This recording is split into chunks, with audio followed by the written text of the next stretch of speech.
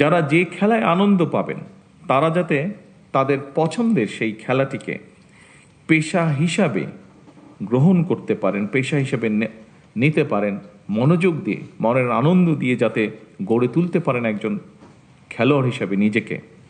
সেজন্যই খেলাধুলাকে পেশা হিসাবে নিয়ে একজন খেলোয়াড় যাতে অর্থনৈতিকভাবে অনিশ্চয়তার মধ্যে না থাকেন, সে লক্ষ্যেই কিন্তু বর্তমান সরকার খেলোয়াড়দেরকে ধারাবাহিকভাবে আমরা যে একটা সুনির্দিষ্ট নীতিমালার ভিত্তিতে আমরা একটা সাম্মানিক কাঠামোর আওতায় আনার কাজটি বাস্তবায়ন আজকে শুরু করেছি, যেটির পরিকল্পনা আপনারা যারা নির্বাচনের আগে খেয়াল করেছেন, দেখেছেন, রেডিও টিভিতে পত্র পত্রিকায় দেখেছেন, পড়েছেন, আপনারা নিশ্চয়ই খেয়াল করেছেন। এই কথাটি কিন্তু আমরা তখন বলেছিলাম, যার বাস্তবায়নের কাজ আল্লাহর রহমতে আমরা আজকে শুরু করলাম।